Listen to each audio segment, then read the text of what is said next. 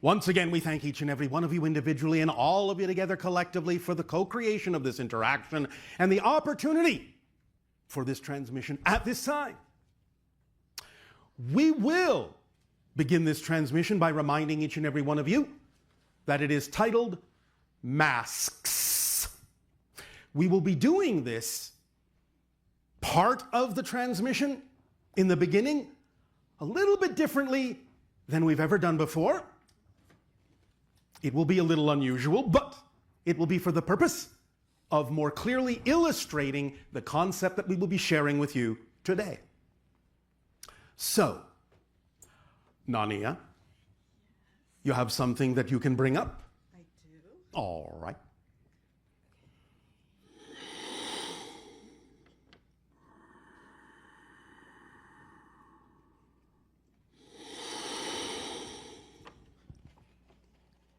Now, I would suggest, for the greatest impact, that all of you close your eyes.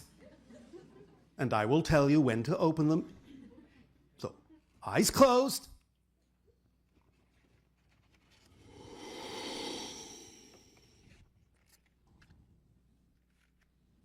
You may open them. Now, we understand that for some of you, your first reaction may be, that's creepy. And that's all right. Because the idea of the masks is to understand something very important about the relationship between your higher mind and your physical mind. And that is that what you consider yourself to be as a person, when you look in the mirror, what you're seeing is a mask. You are projecting, you are channeling the idea of a portion of your consciousness into the experience of physical reality. You are always channeling, therefore, every single moment. And your physical face is a projection. It's a mask, it's a representation, it's a symbol of the idea that you call a physical experience. It's how you have focused your consciousness in such a way, in a space-time linear framework, to experience this idea you call physical reality. But we remind you that in a sense this is an artificial construct, a projection of consciousness. Therefore, from the higher mind's point of view, your physical face, your physical personality is truly just a mask. It's not really all that you are, but a very small portion of it, and a temporary portion of it, for the purpose of navigating in your physical reality. Therefore, the idea of this particular permission slip is to begin when you have the excitement to do so, to go out, find a mask that covers a majority of your face, similar to what you are seeing now. It can be any kind of a mask you wish it to be. We would suggest, however, that it be relatively plain, because the idea of this is to form a neutralization of what you typically see when you look in a mirror, so that you can really begin to start to relate to your face through this exercise as a projection, as a mask, and not associate it with the idea of your personality in the way you think of yourselves typically on a day-to-day basis as a person. When you begin to neutralize the idea this way, you will begin to form a dissociation with your physical face a little bit in this exercise. And if at first it feels a little bit creepy, that's all right, because the first phase for some people will be to get in touch with the idea of whatever negative or fear-based beliefs may come up in doing this, because we understand that many times on your planet when people don masks, in your culture, for a variety of reasons, many people will assume that there's a nefarious reason for doing so, that you're hiding something that you don't want people to see. So some of that may come up at first, and that's all right, just let it do so. Eventually, you will begin, as you stare in the mirror at the mask instead of your face, you will begin to relax and neutralize the idea of any negative connotations or associations. And you'll begin to dissociate from the idea of your face and begin to understand your personality as a mask, as a projection, that the higher mind sees it as such.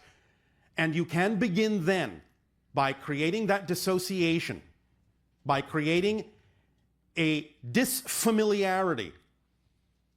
You can begin to see through the eyes of the mask more like the inner being, the higher being that you also actually are. Once you lose touch by doing this a few times, practicing it a few times, lose touch with the idea of what you're used to looking at in terms of the emotional expressions, the physical marks, the frame of your face, all of that, you'll begin to see through different eyes. You'll begin to, in a sense, feel like you're pulling back, dissociating, disconnecting, uncoupling from physical reality a little bit and a little bit more each time. Now, please understand, this is not about glossing anything over. It's not about denying your humanity. It's not about denying anything negative or fear-based beliefs that may come up. It's about truly acknowledging that they are there, but then allowing that to be part of you, and then allowing yourself to neutralize and relax about it and start to feel a little bit of this disconnection from physical reality, from the typical expressions you have, from the typical way you have of communicating with people, even without words, through minor facial expressions, attitudes, emotionality. This may take some getting used to, but that's all right. You will, eventually, if you do it often enough, if you practice. And eventually you'll begin to start seeing things a bit differently, from another perspective. You'll start associating the idea of looking through the eyes of the mask with looking through your physical eyes as if it is a mask. And the more you can do this, the more you can start to form a basis, a foundation for starting to see things more in the way that your higher mind does, because your higher mind does relate to your physical persona as a mask. And the more you do that, your thoughts will be different, your perspective will be different, how you interact with physical reality will be different. You will start to blend and balance the idea of your physical mind and the higher mind in such a way that you can move through life as a more complete person. And then even when you take the mask off, you will remember that your face is still a mask, is still not everything that you are. Again, not to discount the beauty of it, but you will find yourself more blended, more balanced, being in the world but not of the world, and that knowing that the world is in you. More and more each time you do this. And when you finally allow yourself more opportunity to function closer to the frequency of the higher mind, then different inspirations, different thoughts, different ideas will come to you than may have been able to come to you when you associated more strongly with the idea of your physical face, your physical personality. You'll begin to truly begin to see things that heretofore were invisible to you, begin to see a broader picture, a bigger perspective from a higher position. You'll begin to understand how synchronicity works by seeing through the eyes of the higher mind, through the eyes of the mask of your physical personality. This is a very, very fun permission slip, but also one that takes a little getting used to. You can feel a little disoriented at first when doing this, but that's all right. The more you practice, the more you'll get it, the more you'll feel the balancing act, and the more inspirations will come to you. And you may even grow to use this technique as a way of getting in touch with higher planes of existence, with other spirit realms, other consciousness levels, other beings in other dimensions. It can go that far. Again, you can keep your feet on the ground and yet form this creative and constructive, positive dissociation with your personality, with the physical plane, with the physical experience in a balanced way. And this will give you not only greater outer sight, but greater inner sight as well. How do you think we look? Oh, thank you. And so, this is, of course, not exact, but you understand it is somewhat a representation of how we actually look as a hybrid being. Our skin color is about this white. Our eyes, while similar to yours, have enlarged pupils that are this black. But you would see a little bit of the iris around it, more like what you are used to seeing as an eye. But the interesting thing here also, in this exercise, in this endeavor, in this presentation, is that you're also getting an opportunity a little bit to experience the idea of communicating with us physically. And so even though this is not entirely representative of how we really look, it is a close approximation of a symbol that allows us to come a little closer and allows you to come a little closer by remembering this experience and how this mask looks right now to open contact, to physical contact with us one day. Remember that there is only a small percentage of our energy coming through the channel, never more at this particular moment than 10%, although 15 is possible. But on the day when there is physical contact, there will be stages to this that will allow you to be approached in stages, in steps, at whatever rate, at whatever pace you are comfortable, and allow you more opportunity to integrate within yourself all those energies and all those beliefs that will allow you to take a step closer to us and a step closer to actual physical contact. So this is a very, very early simulation of that experience. And therefore, take advantage of this by taking a moment to really look at the mask on the channel's face and understand. And again, of course, you never have to believe this. We are not forcing this. But if you're open to it, take this opportunity to understand. You are communicating with an extraterrestrial being right now. And by this mask, seeing a slightly closer representation of how it would appear in your physical reality. So take a moment to absorb this, to let it in. Let the feelings, the energies, the vibrational states run through you. Taste them, savor them, explore them, and let your imagine fill in the rest.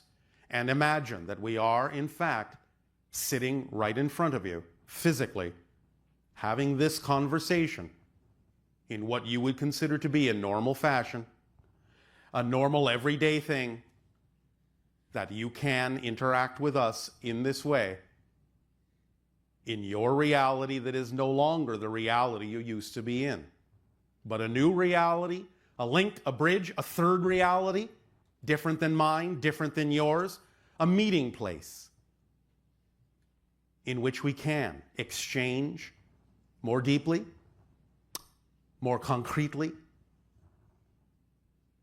and which will give you more opportunities to see the probabilities that can issue from such meetings and the paths that open up to you that lead to the stars.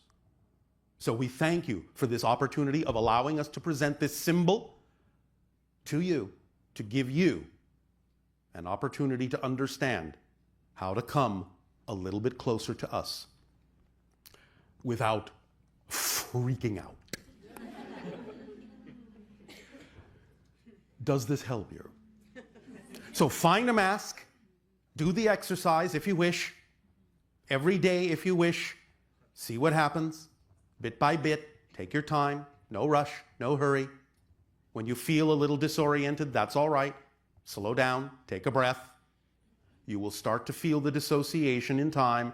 Keep it balanced and allow yourself to let it be all right, to let yourself see through the eyes of the higher mind, knowing that this physical face is your mask, is your diving mask that allows you to see more clearly in physical reality and yet can open up new vistas to you by blending the physical eyes and the higher mind senses to create a new experience in a new world and a new reality for you.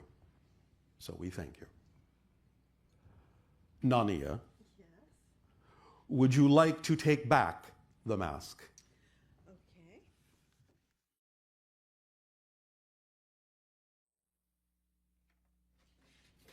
We thank you.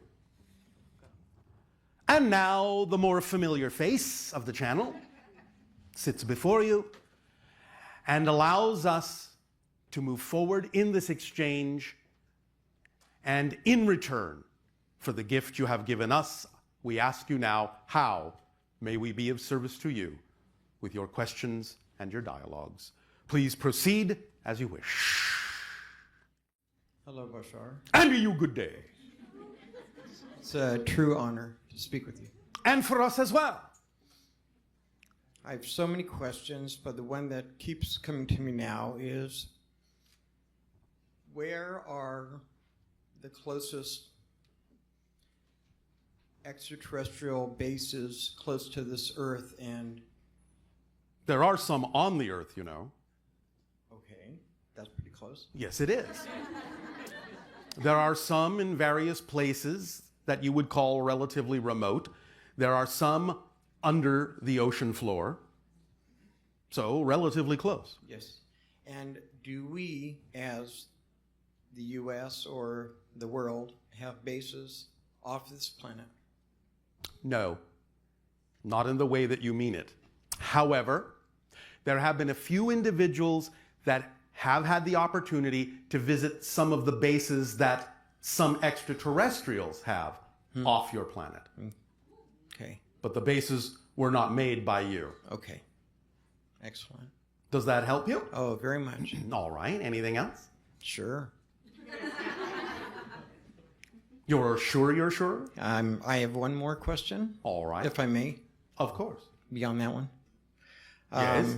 A friend of mine has commented that prior to 1999, there's absolutely no evidence of chemtrails on in this planet. Yes.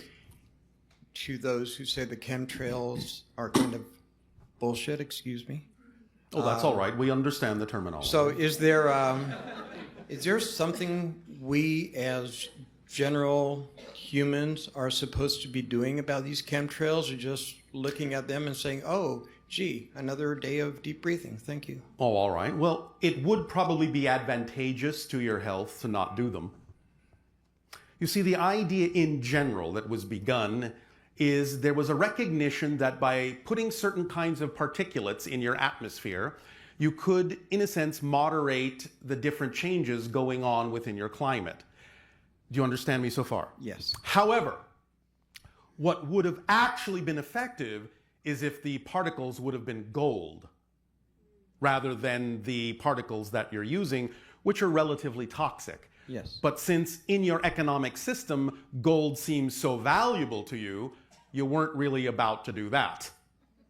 Therefore, the people that were the ones engineering this decided that other materials, aluminum oxides and so forth, would be also effective, and to some degree they can be, but they are quite toxic. Therefore, it's not necessarily going to be as effective as they thought. So the initial intent was benevolent, but the side effects, if you will, are less than so. Yes. Okay. Although the original idea was also to some degree misguided, because it came from the idea of things that were being done that were impacting your atmosphere in a negative way already. And therefore, the misguidance was the idea that putting more such things in the atmosphere would be of benefit. Sounds appropriate. You are saying par for the course. Yes. All right, we understand. Nevertheless, it can act to wake many of you up, as it is doing, and it can help you make different decisions, to make different choices. So you can look at it that way too. Yes? Yes, sir. You can follow a different trail instead of the one you have been laying out. Does this help you? Much healthier. Yes, thank you. All right. Well, thank you. Pleasure. Have a great visit. We always do, even though we're not actually there. But thank you.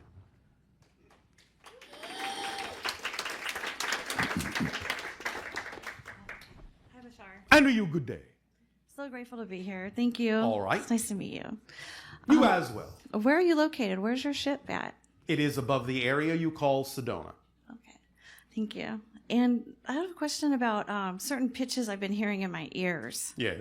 What exactly Well, is it can be many different things. Sounds kind of like, like when I walked in the room, I kind of heard a high pitch in my right ear. It can be many different things. Oh, okay. Sometimes it can be the result of different kinds of cells in your inner ear passing away. Okay. Sometimes it can be sensitivity to high frequency energies that may be associated with some of the electronics that you may be using in the room or even exist within the building. Sometimes it can be your auditory interpretation of high frequency energies from other dimensions that you may be receiving information on. It can be many different things. It just depends. Okay. Thank you. Yes. Anything else? May I ask a question about fall 2016? You may ask, but the information may not necessarily be delivered until the State of the Union on your Sunday. Okay.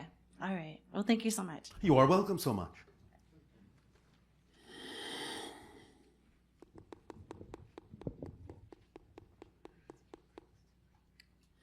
Hello, Bashar. And to you, good day. Making sure you're all awake.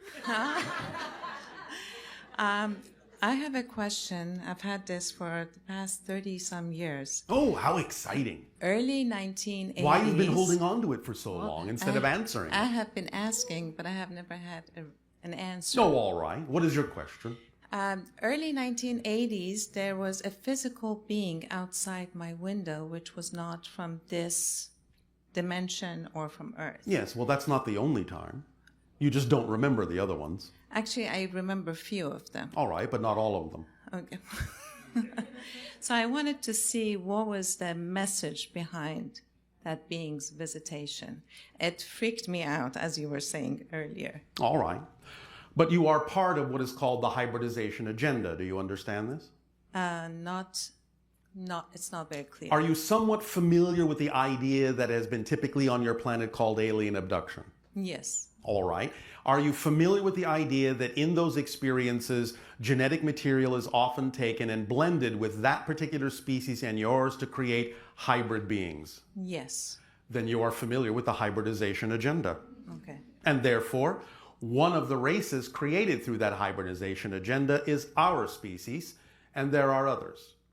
Yes. The idea is that you participate in that, and many people are made to forget, but the rate at which you remember that you've had those experiences is used as a measuring device to tell us when you're ready for more conscious contact. I see. This was it did not look like any, it was one of the other races, I shall say. Yes, I understand. Nevertheless, the idea is it's still part of the hybridization agenda. There are many races involved with it. And another race is serious, because I was contacted by them too. Yes, although that's a different thing. And can you Their tell participation in that is something quite different. Can you tell me about that contact? Because I woke up and they told me it's serious, and I fell asleep. All right. The idea of the involvement from the beings from the star system you call Sirius is more of an energetic template one of laying out certain vibrations that will lead you into what you would call the future, where your planet is becoming, over time, the sixth hybrid race, evolving in a different way, with genetic changes going on that take you into something that you might call not Homo sapien, but Hyper sapien. Okay. So they are laying out the energies for that path. They are providing the template for that vibration that those that are sensitive to it can key to, those that have made agreements with that energy can key to, and be gravitationally pulled towards, magnetically pulled in that direction, which represents more alignment with the higher self. Does that help? Yes. All right. Yes. Anything else? No, thank you. Oh, you are welcome. Pleasant dreams.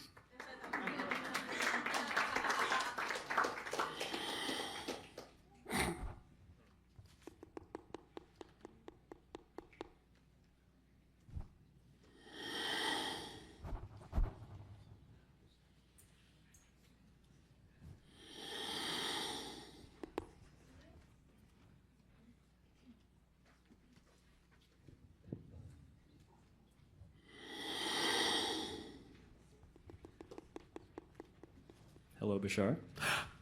And to you, good day. Keeping you on your toes. I was wondering, do you have any recommended meditative techniques to enhance our hyper sapien evolution? What do you think I just gave you at the beginning of the monologue? Touche. And there are many. But the idea, again, is to remember that all techniques are simply permission slips, yes? You understand this term? Mm-hmm.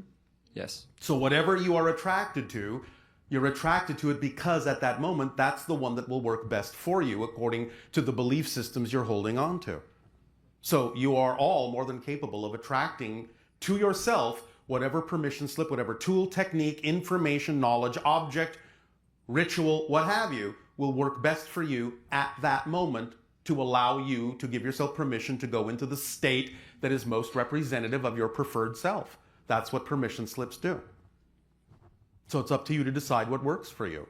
We can give you and have given you many different kinds of techniques, but you still have to decide which works best for you of the ones we either have given you or the ones that you simply attract through synchronicity into your own life. It's that simple. There's no mystery about this. Yes?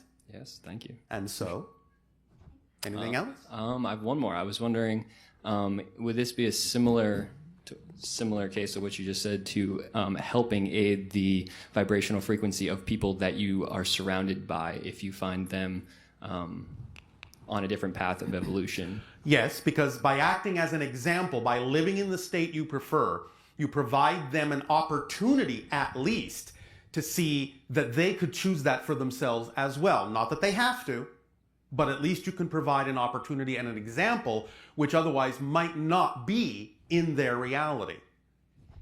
Yes? Yes. But they don't have to change.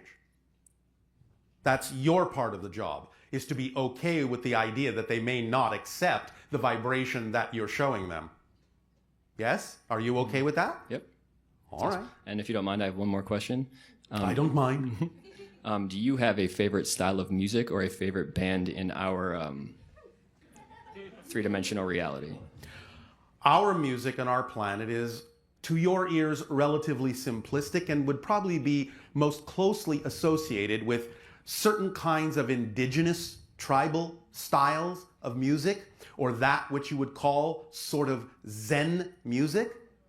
But the simplicity that you would perceive is not what we perceive, because we can hear more vibrations in what you would only perceive as a single note.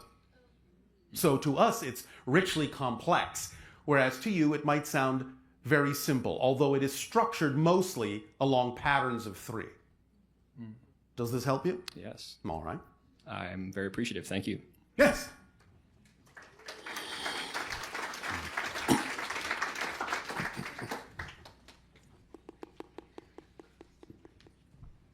Hi, Bashar. Thank And you. to you, good day. Thanks. I have a couple questions. One of my first ones is I really like a lot of different channels, and I find them all saying basically the same thing, Yes. like Abraham Hicks or Benito. Yes, yes, yes. And I guess I'm wondering from, where you're standing. I'm actually sitting, but all Fair right. enough. But I'm wondering, with all the extraterrestrial information, that's something that the other channels don't give, but the energy and the message is all the same. So I'm just wondering, is it partly permission slip where people can resonate with the style of delivery? Yes. Okay, and so... Because there are many different belief systems, many different approaches to absorbing information. Therefore, it comes through many different avenues in order to reflect all those different ways that people desire to receive information. What if we believe we just can get it? Then you can just get it, which you always do anyway. Yeah. So We are, in that sense, doing this job to put ourselves out of a job. I get it. Yes? Yes, yeah. We are a stopgap measure. We are a temporary measure so that you can understand that you have all the abilities you see exhibited within us. Yeah. That's what we're here to reflect to you. Yeah. And I think more and more people are getting that, which is great. They are. Yeah. And a second question is more personal. Yes. I'm in my mid to late 30s now, and since I've been 20, I've had. You are still a whippersnapper. Thank you. Since I've been in my early 20s, I've actually had to wear hearing aids because I've just lost. What was that? I've had to. You almost got me. All right, all right. And the medical field doesn't understand why. I honestly don't understand why. I've heard that we don't have to have, limitations, but Well, why some would I of choose them, this maybe? yes. Some limitations are positive. Yes? I wonder. I have some ideas why, but I'm wondering your reflection. Well, again, there can be many reasons as there are people.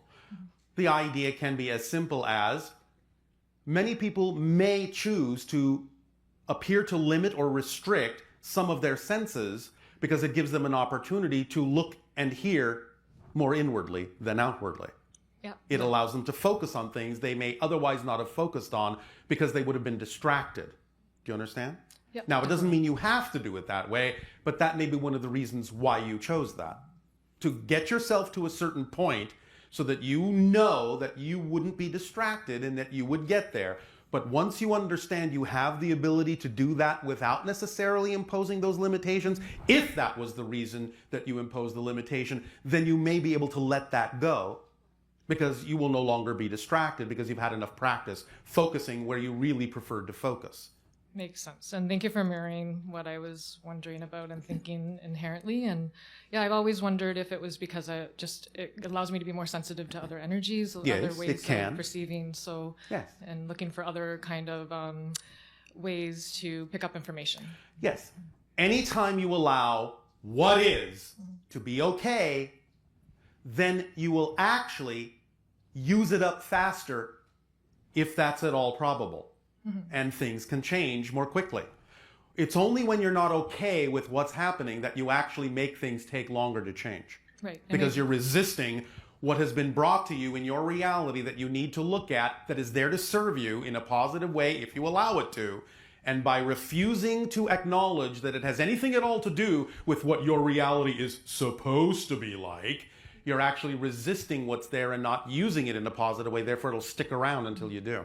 And the paradox is when it doesn't matter, it doesn't matter. And so whatever happens, it happens. When it doesn't matter what's going on because you're the one that determines your state of being, no matter what's going on around you, then what's going on around you can change more rapidly. Right. But I guess I wonder too, Yes. does it necessarily have to change if It you're doesn't. okay with it? Yeah. It doesn't. Because again, you're not making your state of being conditional on what's going on around you. That's the true measure of change. When you respond differently to what's going on around you, even if it still looks the same. Right. Not if the outside world changes. That's not the measure of change. Right. Thank you very much. I appreciate it. Does that help you? Definitely. Anything else? Nope, that's great. Thank you. Oh, all right. Was that a joke? No. What do you mean? Definitely. Oh, God. You're good. Thanks. Thank you.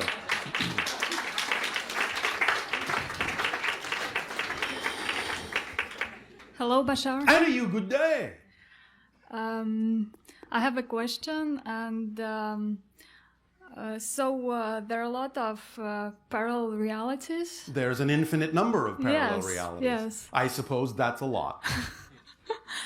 And so there are a lot of only few probable realities that we can switch to. There are only a few that are relevant for your path in this particular experience as this version of you, yes. Yes, and so if I'm feeling passionate about, for example, an idea Yes. or creating something, Yes.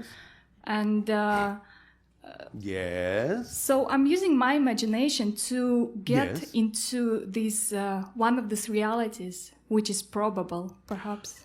Well, yes, maybe so, but all you have to do is act on your highest excitement to the best that you are able, and remember the third part of the formula, which is no insistence on a particular outcome. All right. That will automatically steer you and guide you through the parallel realities that are most reflective and representative of what you truly need. They may not always look like you think, but they will be exactly where you need to be, when you need to be there, if you just follow that formula. Okay, so it's just 100% trust in what's going to happen? Yes, because you have 100% trust in all sorts of other things. Why not 100% trust in that? Remember, there's no such thing as a lack of trust. You're always trusting 100% that something is true. So you don't have to learn to trust 100%. You have to allow yourself to decide what you want to place your 100% trust in. All right. That's a very different thing.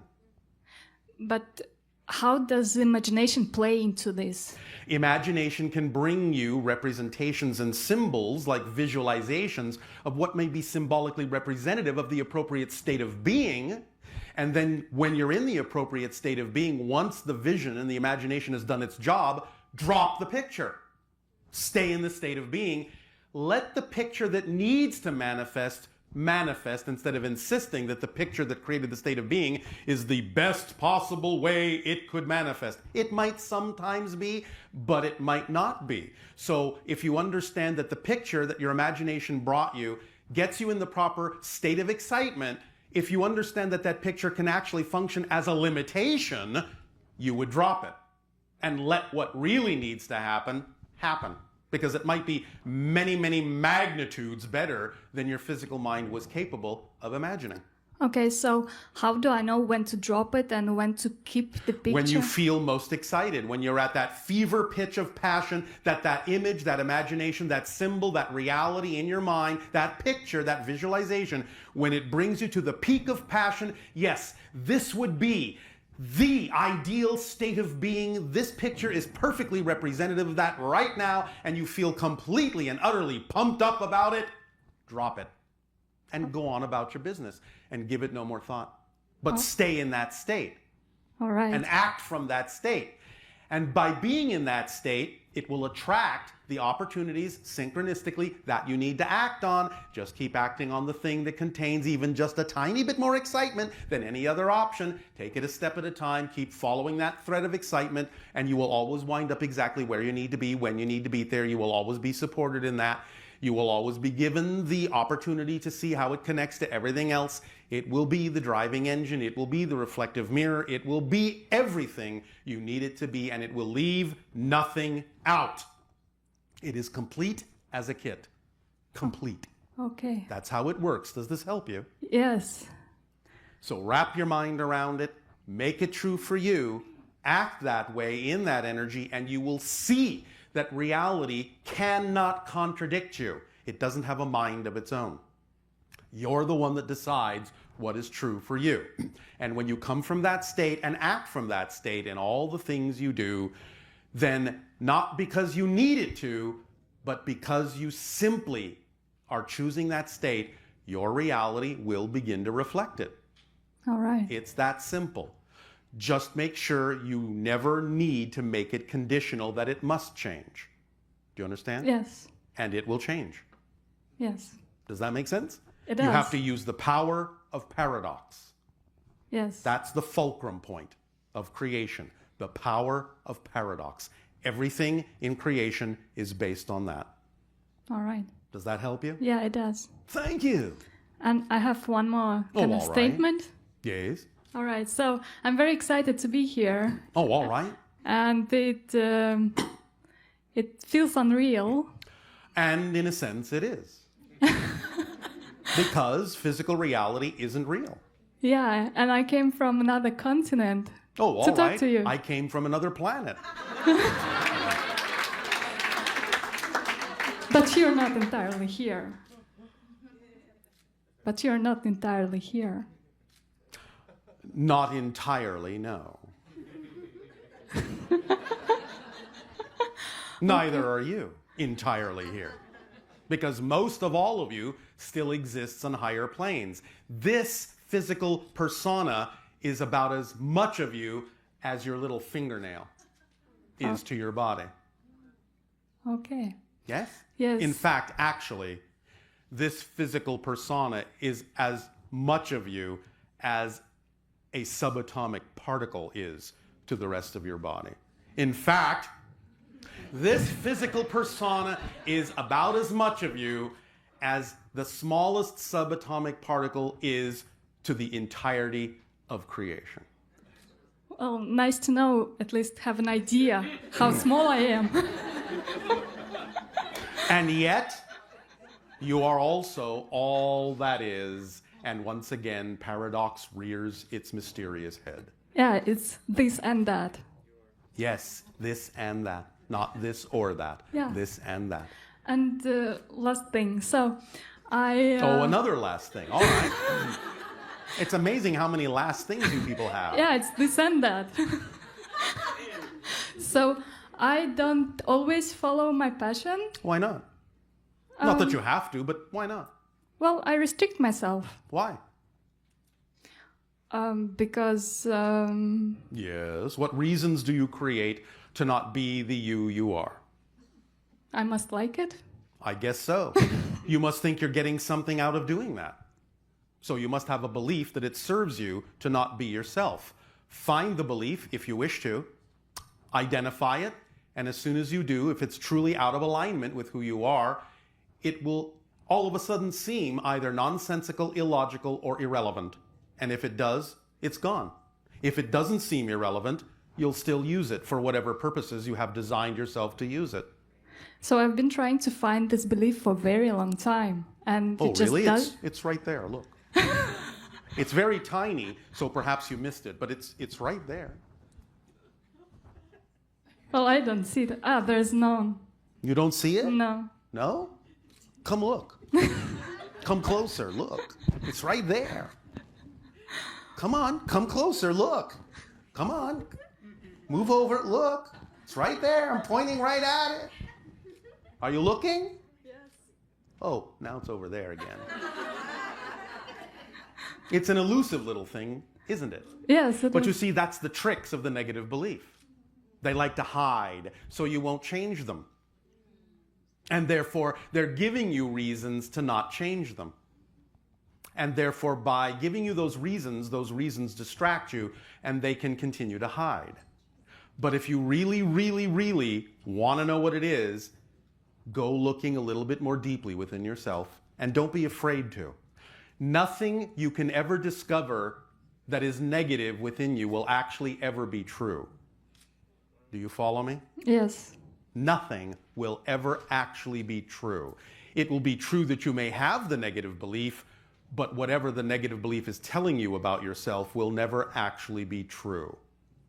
Okay. So go looking and don't be afraid. And remember, the negative belief will do everything in its power to make you afraid to look. But that's how you know you're getting close.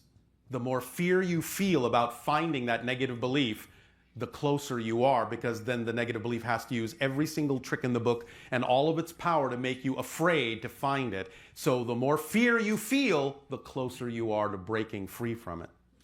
All right. Does that help you? It does. All right. Thank you very much. You are very welcome.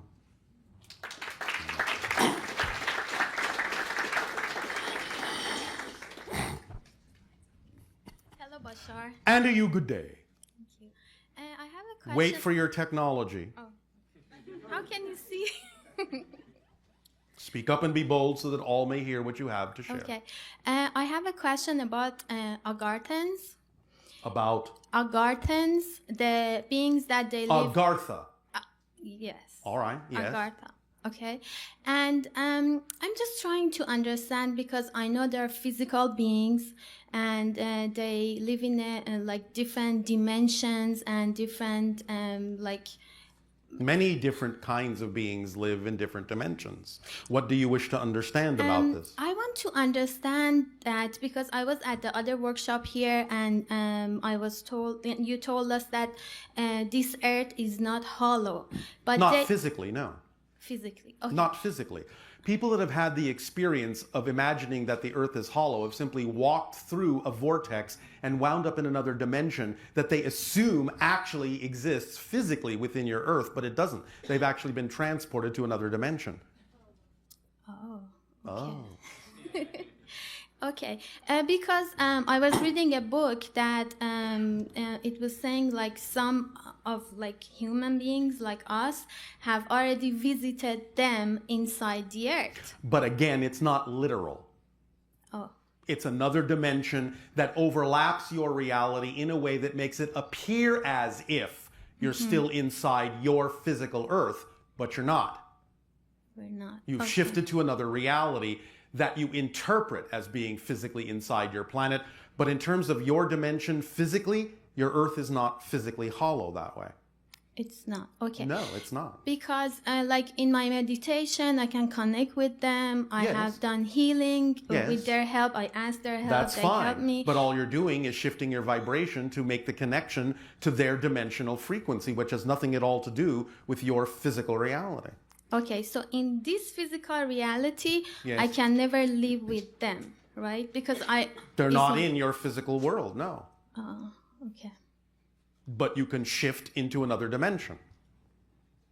Yes? So I have to die to be able to do No, that? not necessarily.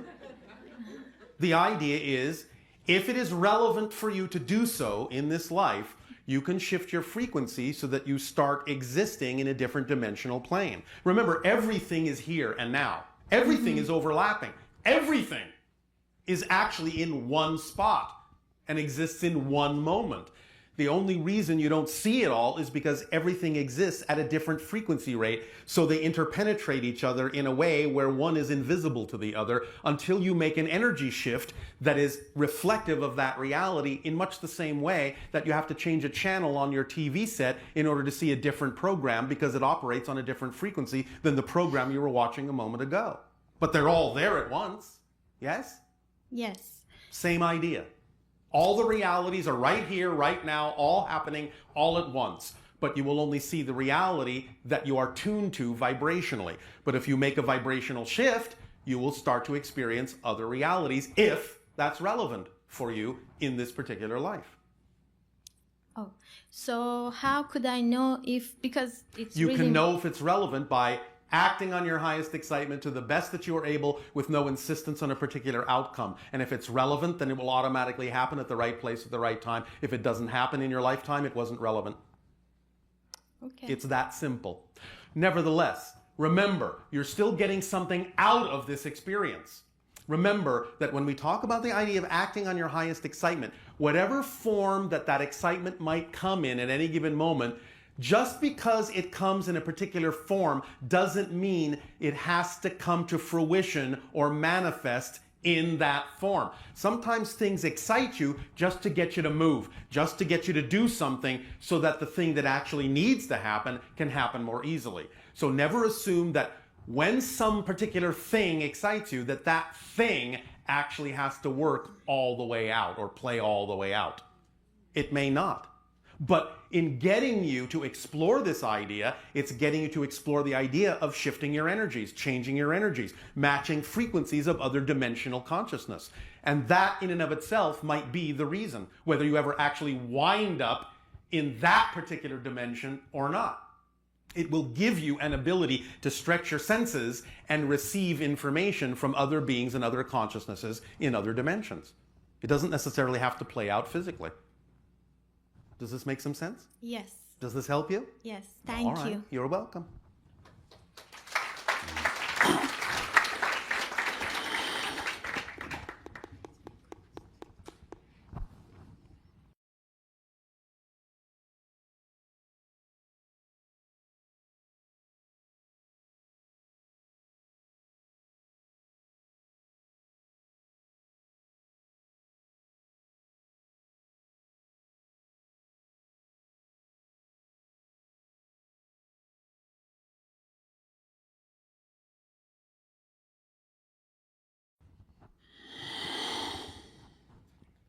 I bid you good day.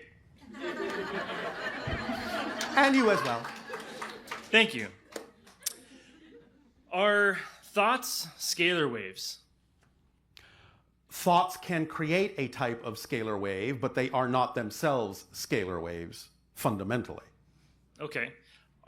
Is how our DNA communicates with each other scalar waves? No. No. Scalar waves are, well, let me put it to you this way. If you have two different notes and you play them at the same time, a different harmonic is created, yes? That's Yes. different than the two notes. Yes. Scalar waves are a harmonic of different kinds of energies. They're not a fundamental energy.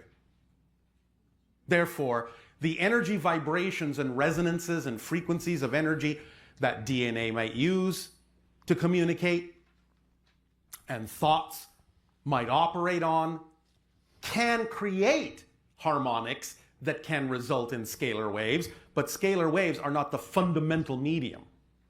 They're a secondary or even tertiary level of vibration or resonance. Does that make sense? Yes, it does. All right. To an extent that I can understand that. And And the neutrinos that actually pass through the Earth, the what? the neutrinos Yes. that pass through our Earth, Yes. is the center of our Earth ice cold or colder than ice? No. No. Okay. Interesting. However, there are places that are within the crust and within the mantle, again because of certain waves, standing waves that get set up. But here's the thing. They are frozen, but they are still hot. Can you please expand on that? There is very little molecular action, but there's a different kind of energy wave being given off that you would interpret as heat, even though it's not. But it would impact your body that way, even though the molecular motion in the substance in certain pockets themselves hardly move. So it is frozen heat. Does this make sense to you physically? Yes. You will find, or even have begun to find, that there are planets and moons within your solar system that exhibit some of these properties. And you will find others also out in the universe, where the densification of matter is so great that what is actually ice is on fire, but it never melts, because the gravitational density is so dense. But the waves given off by it impact you as heat. So in a sense, it is frozen because it itself is not hot, but the waves, the energy it gives off, would incinerate you instantly. And yet the substance itself is absolutely frozen. But that's not really happening at the center, at the core. It's happening in and around the core, in the mantle, in the crust, in different places because of the standing wave resonance pattern within your planet. Is this helping? Yes, it is. Yes, All right. It is. Is that it? Yes, it is. Thank you very much. All right, thank you.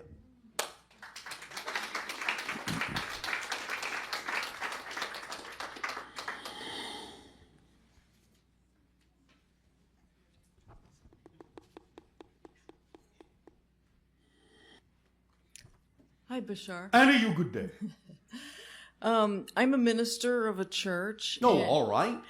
And we meet at a playhouse theater.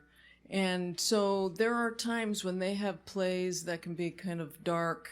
How exciting. It can be. And then when I go there on Sundays, the energy can be a little negative. Then it gives you an opportunity to clean house, doesn't it? Yes, and that's my question because of fire code and all, what I would normally do would be incense and candles. All right. Well, you can be the sage instead. Can you? Double entendre intended. Is there a technique for that? Your technique. Do you give off the vibration you prefer to give off? Yes. What else needs to be done other than knowing that that floods the room? Okay, Yes? that's good. Is that too simple? Yes, it is. We figure that many people on your planet like things to be more complicated. Yes, I was kind of looking for something like some. You want rattles and bones and beads? Yes. Well, you can do that if you wish, but that's up to you. Remember what we said about permission slips? Yes. Whatever works best for you, that you are able to do with integrity, with respect. So if you can't use what you would normally use, go to the next most exciting thing. If you believe that just being there in your presence isn't enough, then do whatever you wish to do, and that will be sufficient because it still comes down to you doing it anyway.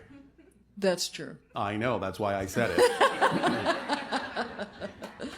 So, is that sufficient for you? That is very sufficient for me. Is there something else you would like to discuss? On Sundays, there are times when I quote you. Yes. And I say that you're my good friend. I am. I don't say that you're an alien. And so I have I am not an alien. I'm an extraterrestrial. Oh, right, exactly. Because understand that we are genetically similar, and I am, in a sense, another form of human, because we are genetically related. Dolphins are not extraterrestrials, but they are alien to you. I gotcha. Yes. You understand the difference? Yes. So, you don't have to say anything that you don't wish to say about us. We don't take offense. Okay. Because we know who we are and where we come from. And no matter who we are and no matter where we come from, we can still be your friend. And let me ask you this. So, all right, I will let you. When I do quote you, I Yes. feel your presence. Are you there? That's because you're tapping into our resonant field. I'm not necessarily focused as an individual there at the moment, but any time that you refer to our frequency and remember an interaction with us in that way, you're tapping into our collective consciousness resonance field. Therefore, you are taking on that energy field. Your own higher mind is resonating and reflecting that to you, just as it is right now, because you're talking to your own higher mind right now, using us as a mask to do so. Yes. So, that's why you feel what you feel. And then others feel that as I'm speaking on Sunday, they feel that resonance. Some may feel it differently than others, but yes, they can, if they wish to match that frequency to some degree. Well, thank you for being my friend. Well, thank you for being ours. Thank you. Will that do? That'll do. Thank you. All right. Thank you.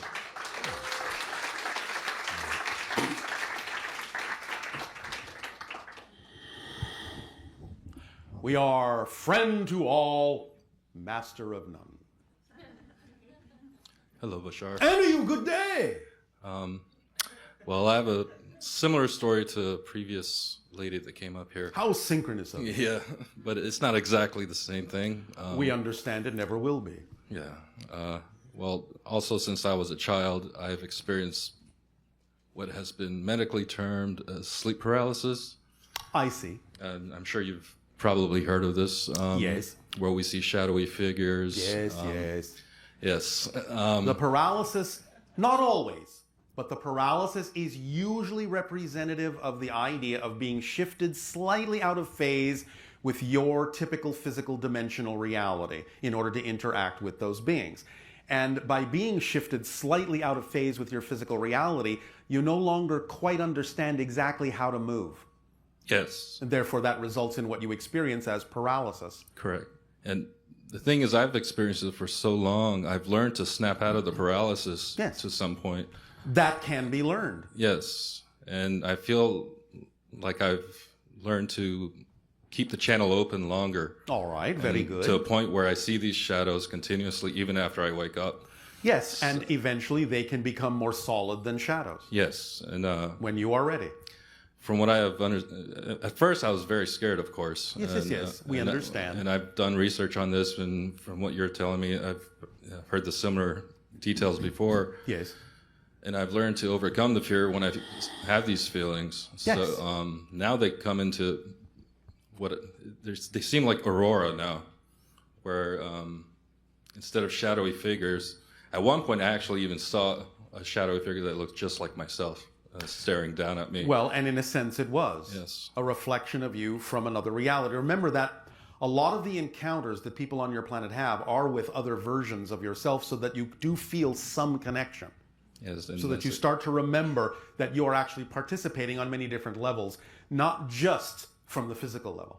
So it's not something I should be afraid of. No, it's not. It was such a dark, bad feeling at the beginning. I understand, but that's just because the different vibration pulls from you the negative beliefs within you to a point where you become more aware of them and have to face them. Yeah. So it's actually a fear of what's going on within your belief system more than a fear of the beings you're interacting with. I got you. You understand? Yes. And so bit by bit, that experience lures you into more integration of those fears. And then when you integrate them, you will no longer be afraid and will have more conscious awareness and conscious control and conscious participation in those kinds of encounters. Okay. So you're being entrained in that sense. Yes. Does this help? It does. And I had one more question. Yes. With the recent events in Orlando, yes, you've spoken about how the collective consciousness of the human beings needs to come up, and you will show yourself eventually. You'll come closer to the earth as that happens. Yes. As bad as this event was, do you feel? Because depends on what you do with it, doesn't it? Yes. There you go. Because I feel you are given an opportunity to decide what to do with this and how to create a more positive and constructive reality based on seeing things you don't prefer. So decide what to do with it, and that will make all the difference in the world. Okay. Yes? Yes. Does this help you? Yes, it does. Thank you. Thank you.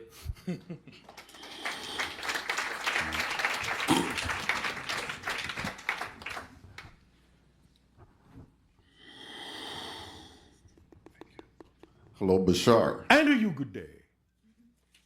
Hope everybody's having a great time here. I know they are. I am.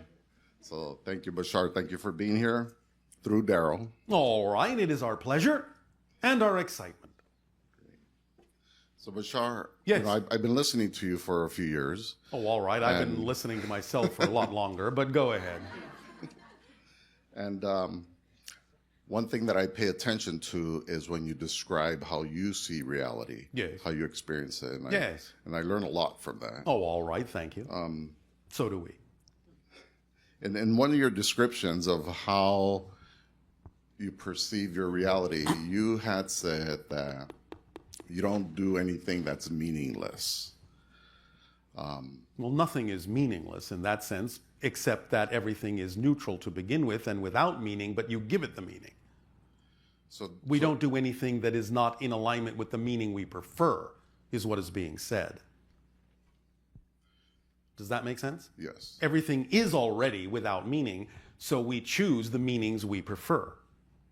And that we instill within the neutral reality experience to get the effect that we prefer. That's what is meant by that phrase. Okay.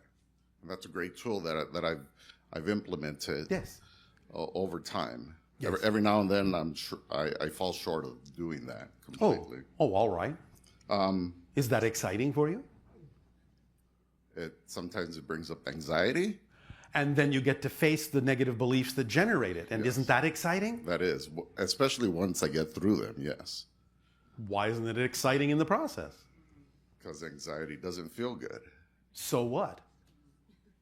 So what? Yeah, so what? So what? We should be more okay with not feeling good? That's the fundamental mantra. So what? Oh, so what? All right, I got it. Because as soon as you say so what, you feel pretty good, don't you?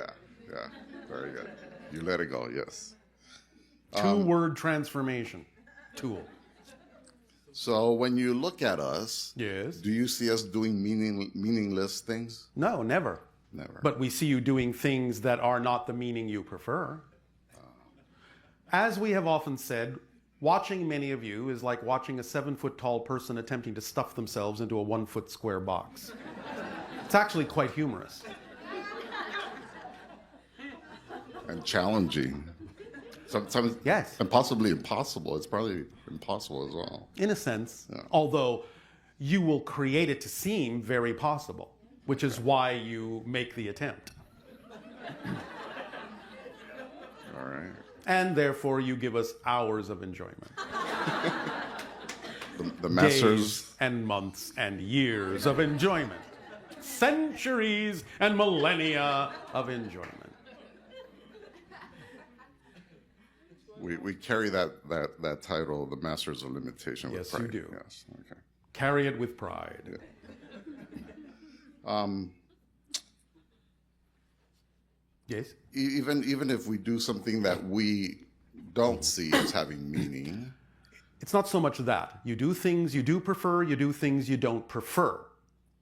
You can be in a neutral state and recognize that something into itself doesn't have meaning built into it.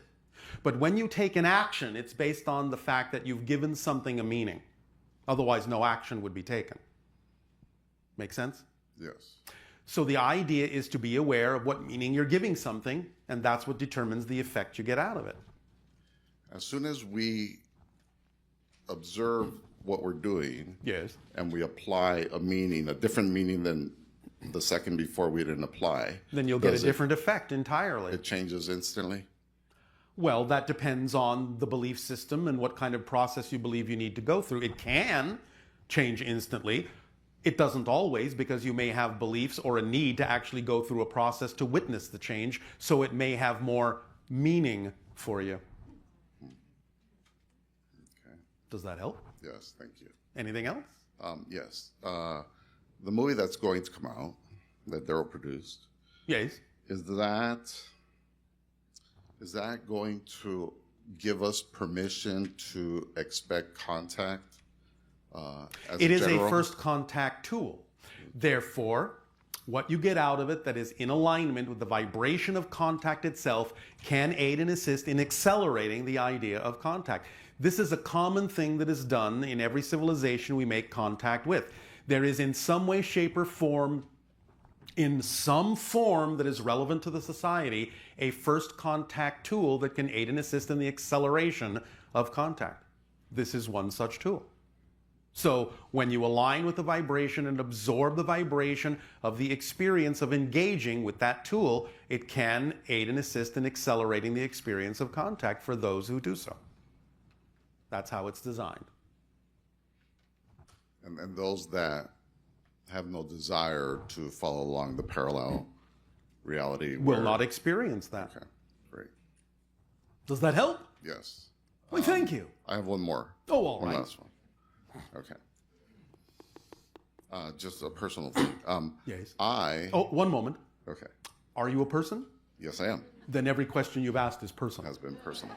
Okay, got it. Okay. So I, myself, do not recall any kind of experience or anything that I've had with anything beyond. You mean you don't even remember having this conversation with us? Oh. You're having contact right now. Maybe I'll have to watch the video to remember, but Maybe okay. so. I get it. Thank you. Okay, thank you.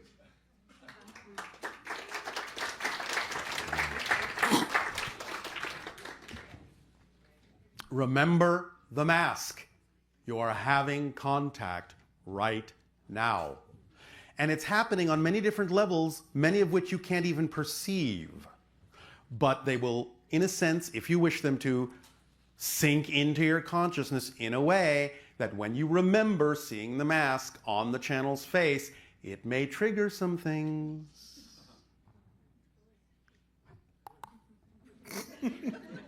Hello, Bashar. Hello, you good day. Thank you for being here, and I thank you for your time. And I thank you, Darryl, for his time and inattention. And I also need to thank my daughter because she introduced me to your teachings. Oh, all right. I really appreciate that. Yes. I want to talk about hurt bubbles. And hurt bubbles. Yeah, you know how you were talking, I've heard about the energies that hearts put out, the electric impulses that hearts... Are you saying hertz? Heart bubbles. Heart, yes. Heart bubbles. Yes. Do you... Yes. The electromagnetic bubbles given off with every beat of your heart that travel at the speed of light, and therefore you're all immersed in everyone else's heart bubble energy, yes. Exactly. So my father died of heart disease. Oh, all right. And did that have anything to do with his blocking that energy? Not so much blacking as filtering. You understand? No. Out of alignment. Discordant resonance. The heart bubble energy that everyone is immersed in was filtered in such a way as to be more out of alignment because of the belief systems in that personality through which he was filtering that energy. So it threw them out of whack, out of alignment, and caused a discordant resonance to vibrate within the body and within the heart. Does that make sense? Yes. And how does one avoid such... By clearing out your negative belief systems. And this is following your excitement. Yes, because your excitement will reveal to you any beliefs that are out of alignment with it so that you can deal with them and identify them and let them go. There are many techniques you can use, but following your excitement will be one of the fastest. And then a previous person asked, the blockages of following your excitement, and you said, what are those? And some of them are monetary or relationships. Yes, there are many different kinds of negative beliefs and relationships to things that people on your planet have that are handled in a negative way. But I mean with other people. So if you have a feeling of an excitement that you is going to affect a relationship with a loved one, then there's a conflict there. And how your definition is creating a conflict. If you actually are acting on your highest excitement, truly, if you really are, and not just disguising anxiety as excitement, remember, this takes honest self-examination and the ability to discern the difference between actual excitement and anxiety being disguised as excitement. But if you're really, really in alignment, truly, with your highest excitement, that is the most loving thing you can do for anyone. Because you're being yourself, and then they know who they're in a relationship with. And if they don't prefer to be in a relationship with someone being their true self, then you've learned a lesson and you can lovingly let them on their way to find out whoever it is they would rather be interacting with. Yes? There's no conflict there. You're doing the most loving thing by being yourself, because then you give people the opportunity to decide whether they actually want to interact with you or not. Yes? Is this making some sense? Yes, it does. Yes, unfortunately, it's hard. Why is that unfortunate? Well, like you say, it requires... But remember that by being yourself, you also give other people the opportunity to match the frequency should they so desire. But that doesn't mean they have to. Remember, we're talking about unconditional love. Yes? If it's conditional, it's not love. So the phrase unconditional love is actually redundant, because love is unconditional. Anything else isn't love. It's some interpretation, some symbol, some representation, some half measure. Make sense? That's good. Yes, it makes sense. Oh, thank you. Yeah, no, thank you. Does that help you? It does very much, yes. Then our unconditional love to you. Thank you. Likewise.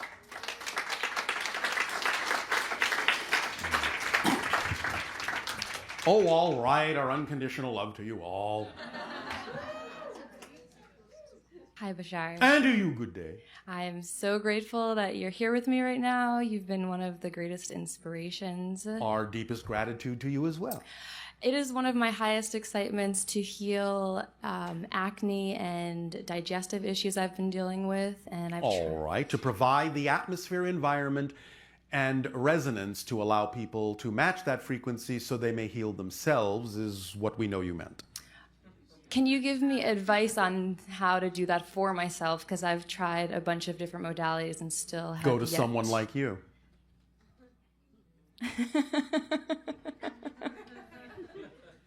Does that help? No. I'm Why not? confused.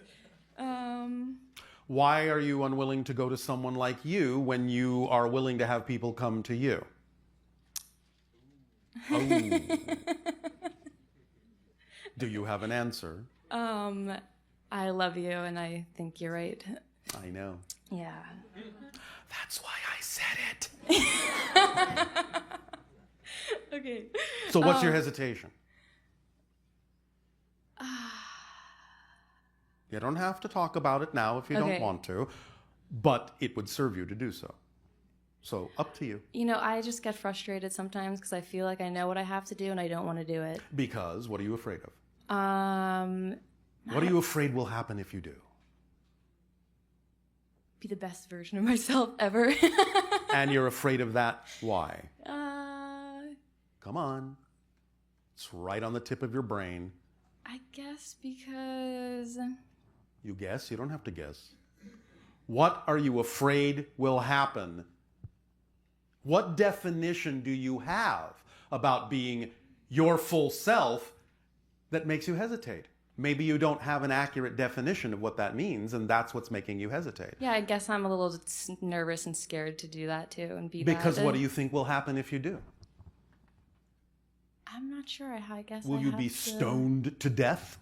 I guess partially, not that, but being accepted by others who are not themselves yet. Being accepted by others Yeah. who are not themselves yet? Or you're like the best version of themselves, yeah. You want to be accepted by people who are not being themselves? No, I guess not. I guess not either. So why do you care? I don't care. Then go find someone like you. Exactly. Well, I always pray for more people like me. I want more people like me. Do you know the joke on your planet about the helicopter and the rowboat and the flood? I do not know. There was an imminent flood coming, and there were people in a house, and people would knock on the door and say, "There's a flood coming, there's a flood coming, get out." No, no, no, we'll stay here, we'll be safe, God will protect us.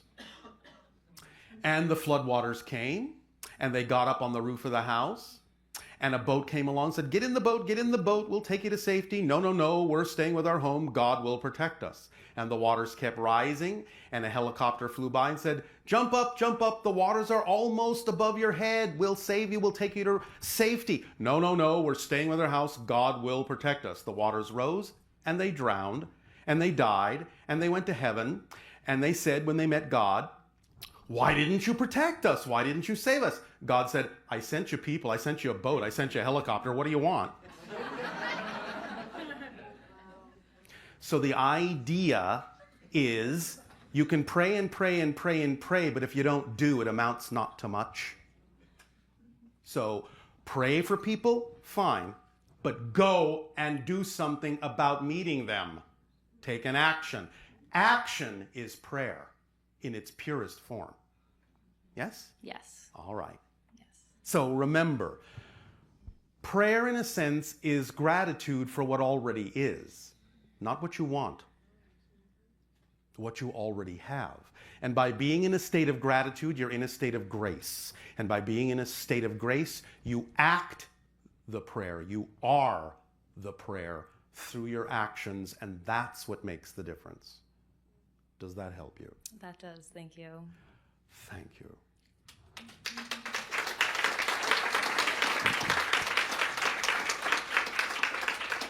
I'll pray for you.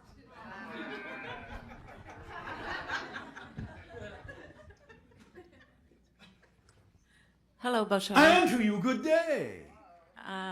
This is my first time here. This is my first time talking with you. What a Yes, coincidence. and I'm new to your work, but I'm new to yours. I'm very impressed. Oh, all right, I'm not with me. So bear with me if my question is. No. My question is, until recently, I thought that I only had past lives. I wasn't familiar with parallel lives. Yes. So when my mother passed away a couple of years ago, we could all feel her energy around us. Yes. And we assume she's gone onto a higher level or a Well, higher a different plane. vibrational plane, Different yes. vibrational plane. Yes. And then at some point she would reincarnate into this world. That's the linear way of looking at And, it. And that experience can be had, but that's not what's mechanically actually happening because everything exists at once. And our contact with her ceased. So what I'm trying to understand is that when you pass away, when you die, does that mean you go into a different level for a while and then you automatically are back into that parallel life? No. Or do you go No. higher and higher where you're not in paying contact? attention. You're not paying attention to the structure. Everything exists all at once. Okay. It's an illusion that you reincarnate. You can create the experience of reincarnation, but what's mechanically happening is that you're simply making a connection to something else that already exists and interpreting that connection as a past life, a future life, a reincarnation. Those lives, those experiences, physical, non-physical, other dimensional, all exist at once. But the connections you make when interpreted from a space-time perspective appear to be happening one after another. That's an illusion. But it's an experience you can have. You can create an experience of that illusion. But that's not what's actually happening mechanically. Does my soul at any given time have the option of not having those parallel lives and just staying on a higher You have the plane? option of not experiencing them, but you always have them because they always exist. And they exist within your consciousness because you are all that is. Does that make sense to you? Yes. So, as all that is, there is nothing you don't have within you, but you don't have to experience them. You can have experiences of yourself that only experience certain things, which is what you're having right now as a physical person. Because you're all that is, pretending not to be, by having this apparently limited physical experience where the physical person you are is not aware of everything that you are. So you can have the experience that you're not aware of it, but that doesn't mean it doesn't exist. It doesn't mean that it's not within you. Does that make more sense? Yes. Does that help? Lastly, Yes. even though in this lifetime I consider myself a sociable person, Yes. I always had a feeling that I don't belong. Yes, well, many Even- people on your planet are now getting that feeling because you're now becoming more aware of the fact that you have other connections to other places. You do belong, but that can be the way you interpret your growing awareness that you also have connections to other places too. That's just the way you're interpreting it. Thank you. Does that make sense? Yes, it does. So the idea when you make that awareness happen, when you know you have other connections, and feel for a moment that you don't belong, you still do, otherwise you wouldn't be where you are. And the idea is to then strengthen your awareness of those connections and bring that energy down to Earth, rather than running away from Earth to that energy. Does that make sense? Yes, it does. All Thank right. you. And that's why sometimes, again, paradoxically, Nania, you know what's coming here. The idea of having a longing is what can sometimes help you understand how to belong where you are. Does that help you? Oh, wow. Yes. All right. Thank you. Thank you.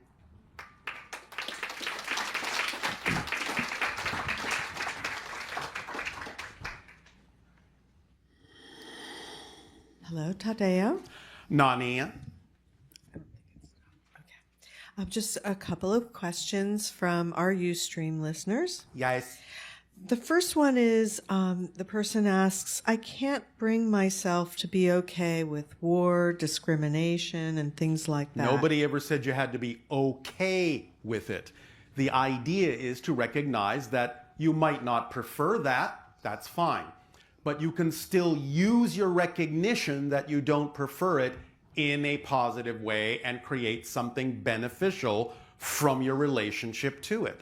No one is saying that you have to prefer these things just because you can form a positive and constructive relationship to them to get a beneficial effect.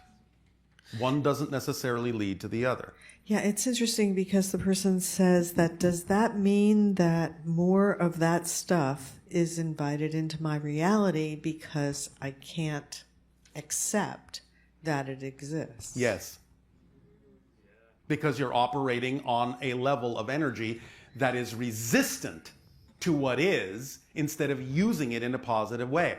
And by being resistant to it, which is a negative energy, you're compounding the negative energy of that which you don't prefer. So by saying, I recognize I don't prefer it, but I'm not afraid of it, I can neutralize its effect in my reality and then create a positive one. And then I can do something constructive and positive about the fact that I recognize that that's something I don't prefer. Right. So you can allow a negative state that you first feel when you see something that's unacceptable to then be just a stepping stone to propelling yourself into a positive state. Couldn't have said it better myself. And that's the tricky part, because I think sometimes when that happens, if you see something that's upsetting or that you don't want in your reality, you might be aware that many people around you have a negative position about it. Yes. But so remember also, please, that when you say that's the tricky part, that's a belief. Because that's the negative belief, making you think that it's difficult to move into a positive state when you've seen something you don't like. Exactly. So a great stepping stone in that situation, because I think many people here can agree that happens in our reality, where you see things that you're not happy about, is to recognize that that energy is then there available to you to take action to change what it is that you're seeing. And that's a positive way that you can respond. And it'll also lighten you up about the fact that this is essentially a dream, even if it's experienced as being real. Yes, and it's always an opportunity. It's offering you an opportunity to see if you're going to negatively react or positively respond to something you don't prefer. And what side then are you going to reinforce? Yes? And it's really easy for someone to go into a state where they start feeling powerless, like, oh, this is so big, how can I change this? Right. So if you start feeling powerless, it's a signal to you that you're not working with the correct belief. Not one that's in alignment with your true self, yes. Right. And that your job... Many people have asked us if we experience any difficulty in our reality. And in truth, the answer is there is one thing we experience difficulty with: experiencing difficulty. That's the paradox. We have a terrible time experiencing difficulty because we just can't. So we have difficulty experiencing difficulty. And if we looked at your brain and then we looked at our brain, how much difference is there? A lot. But it's really only the state of being that's different. And do remember, your brain is being rewired with every thought you have. So when you think like us, feel like us, believe like us, behave like us, your brains will be like ours. They will function in the same way. I remind all of you once again, you're already using 100% of your brains. It's just that you're using 100% to make it seem as if you're only using 10.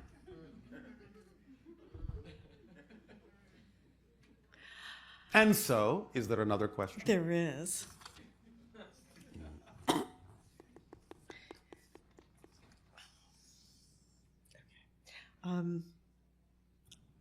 I've recently started communicating with my higher self, but it's not always clear or consistent. What can I do to increase this communication? I think we all know the answer to that. Act on your highest excitement to the best of your ability with no insistence on a particular outcome. That will make you the most receptive antenna you can be to all energies you are already receiving. but are unaware that you're receiving. You never have to ask for more than you're already being given, because you're all already being given everything that can be given.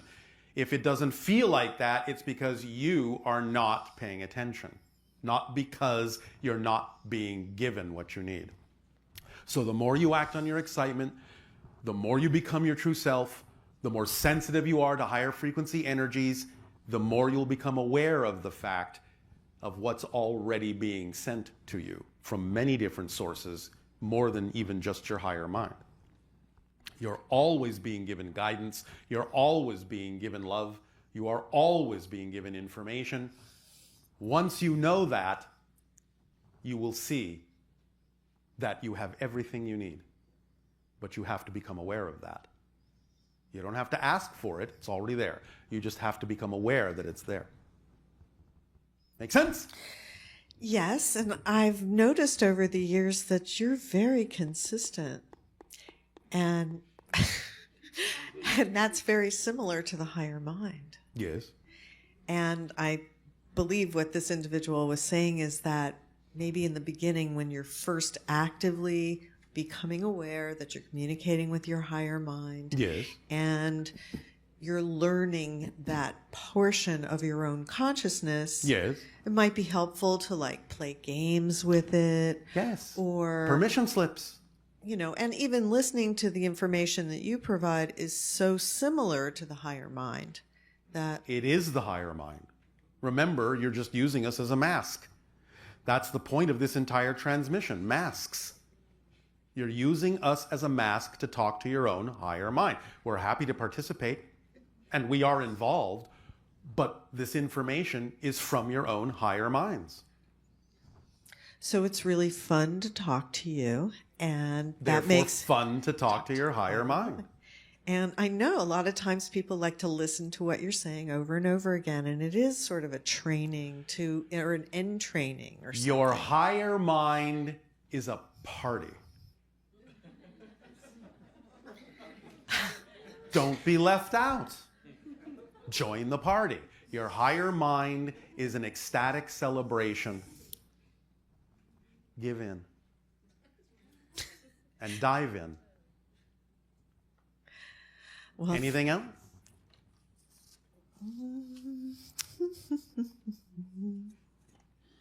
My excitement is the idea of physical shape-shifting. I'm on the trajectory of allowing myself to do it, but the Yes. more I focus on it, the more aware I am that I stay in the same state. And that's exactly why it doesn't work. Because you're too focused on needing to do it. So you're shifting all the time, remember? You're shifting billions of times per second. So when you simply align with your vibration, your highest excitement, drop the expectation and insistence on a particular representation, then if it's relevant, you have the greatest opportunity to shift your physical shape. But you need to ask yourself why you're so insistent about that particular expression. Because when you focus on the idea of shifting the outside more than the inside, then things get stuck in the shape that they are. Focus on changing the inside and let the outer be the reflection of the change. Many times you actually do shift your shape quite radically. But remember, as soon as you change into another person, you change your history as well. And everything seems to be as it always has been. And when you look at yourself in the mirror and go, oh, I haven't changed that much, how do you know? How do you know? If you now have a different history, you just think you always looked like this. 5 minutes ago, you may have actually looked quite different, so you don't actually always know whether you're shape-shifting or not. How about that idea? So what the person who says, I want to shapeshift, is actually saying is, I want to remember alternate histories that probably have nothing to do with who I am right now. And that can be done, but there better be a good reason for it. Yes? Yes. It has to be relevant to the path that you're taking. But understand that you're shape-shifting all the time. You're just not aware of it because you're creating new histories that make it seem like you've always looked like this. Fascinating. Yes, it is. You know, earlier when you, Darryl, put the mask on. Yes. And I was looking at you and you said that your skin color is actually that white. Yes. But then I also realized that if we were to perceive you physically, Yes. you would appear to be glowing to us. Sometimes, yes. Depends on the frequency state you're in. And that would also explain the perception of the whiteness because To of some the degree. light. To some degree. Because remember, we are only quasi-physical. We're not as solid as you experience yourselves to be. Therefore, to some degree, we are semi-transparent. And you're seeing the inner glow. Does that help you? Well, it certainly was interesting. What time is it? Time to do the holotope. It is. Okay. So we will take a short break and resume the transmission for your holotope permission slip meditation. Enjoy a short break.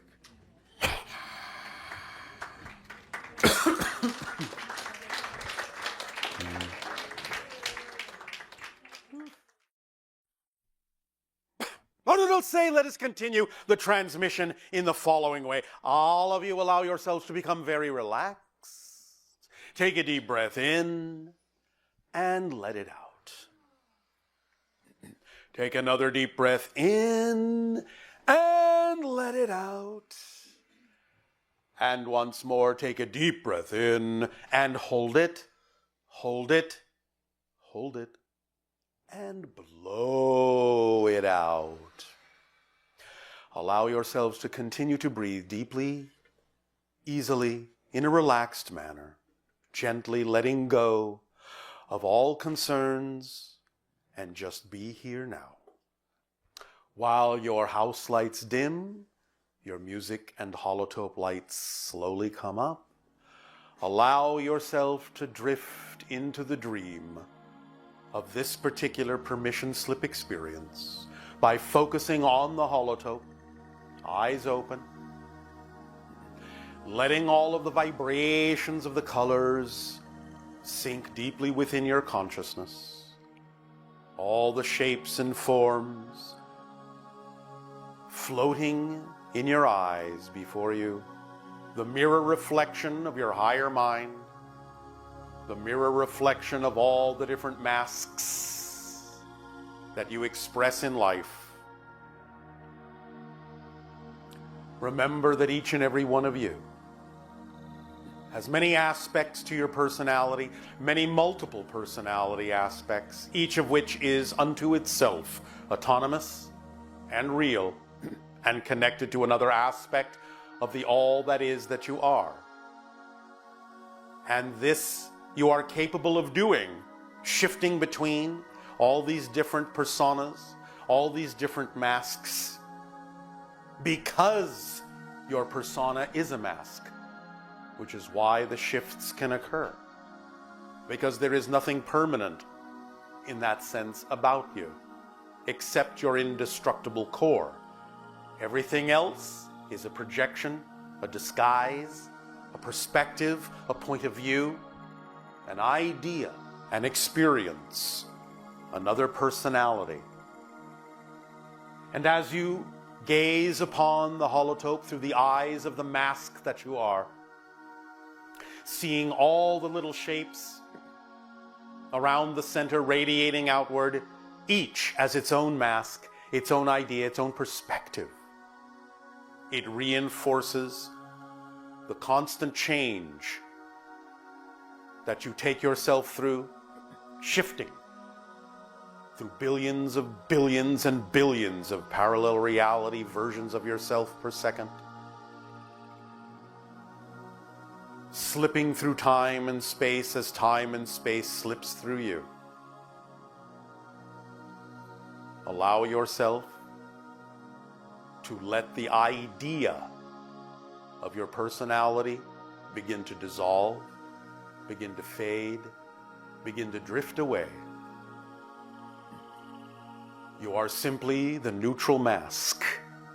You are looking through the eyes of a neutral mask that represents a form, a mannequin, a template upon which you project this face, this person, that person, whoever it is you deem you need to be at any given moment, never really knowing who was there a moment ago, never knowing who will be there a moment from now, slipping through time and space as time and space slips through you.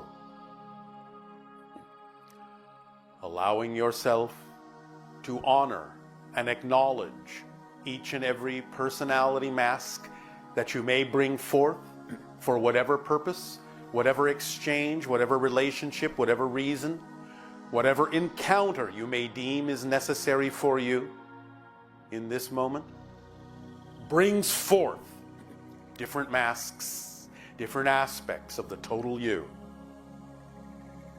For you are infinite and exist on all levels and are all reflections. And you will use those reflections as is warranted, as is relevant, as is necessary to express your journey in this dream you call physical reality, slipping mask upon mask upon mask upon the template, shifting, ever shifting, shape shifting, soul shifting, spirit shifting, personality shifting, time shifting, space shifting, constant dynamic change is the fundamental attribute of the mask.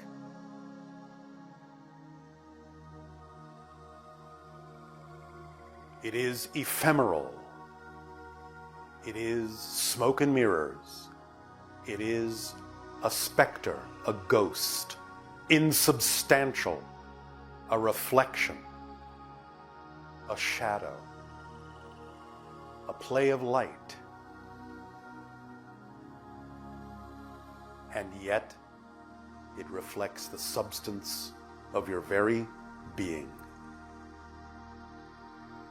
Constantly, dynamically changing to suit your mood, your frequency, your idea of yourself, your beliefs, your feelings, your thoughts, your behaviors, your choices in life, your choices as life. Masks are a tool of great power and paradox, allowing you to experience the true multidimensional parallel reality potential of the greater beings that you are. Develop an ease of shifting from mask to mask, and even while you may adopt quite solidly the persona of each for the tasks at hand in any given moment,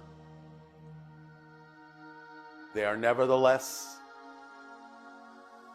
dissociated from you as simple projections, as a device, as a tool, as a way of experiencing, as a way of encountering, as a way of exchanging, as a way of communicating. They are a tool, a technique, a method. They are a play, and you are upon the stage. And you are the stage. Allow the higher mind to speak through the mask more and more each day. Neutralize, and yet love each and every configuration. Neutralize, and yet breathe life into every mask. Neutralize, and allow yourself to become malleable, fluid, flexible.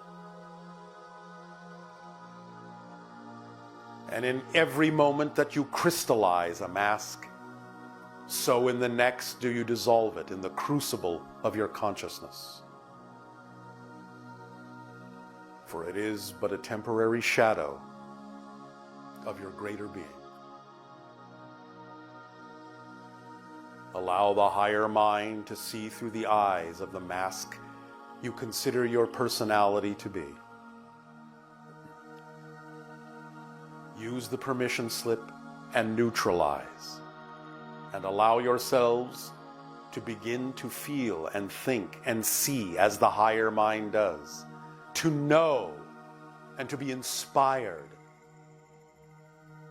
as the higher mind is, and to see yourself from another point of view, to look from the higher mind perspective and see the physical masks that your personality is, playing the game that it plays on the stage of physical reality, while you are up, above, in the wings, observing, guiding, suggesting, whispering, knowing, loving, playing, expressing the ecstasy and celebration of life.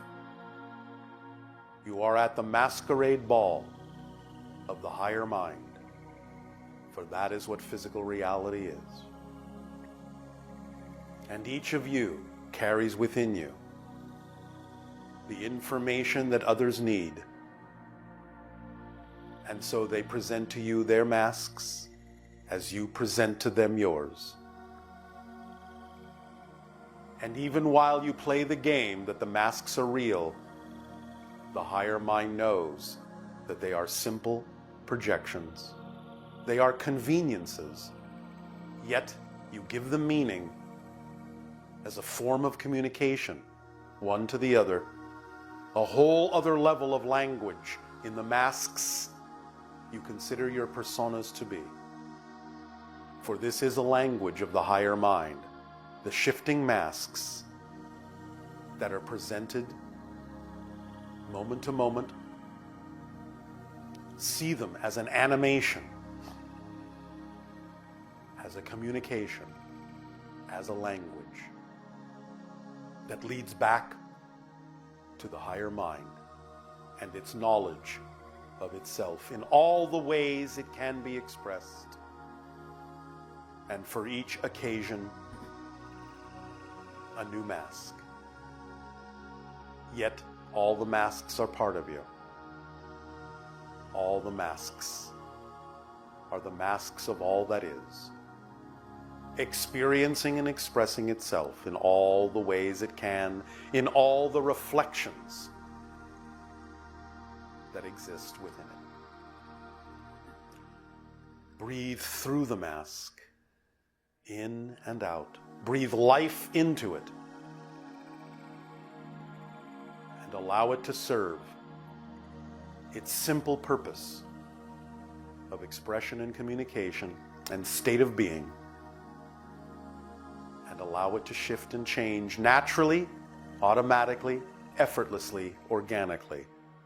For just as you would not stick on a single word, do not stick on a single mask, for it is a language and it must flow. All the masks must flow in concert, in harmony, in orchestration, to express the true greater being that you are, to see each mask as one part, one aspect of the higher mind that you are, the greater being that you are, the soul that you are, the oversoul that you are. Masks upon masks in parallel realities, masks upon masks upon masks upon masks. The projections and reflections of creation, of existence, of all that is.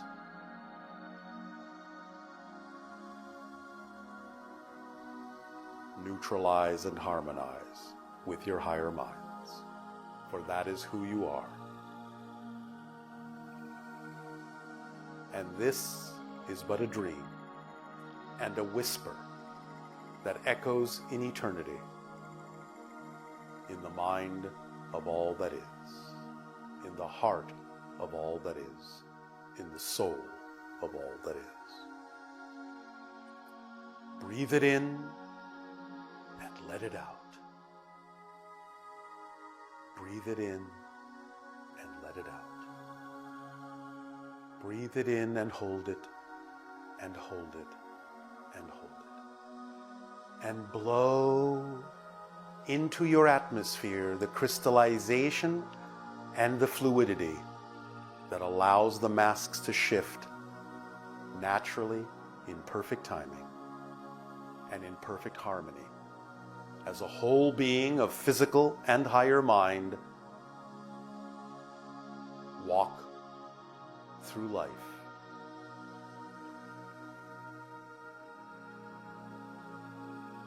Glide through life.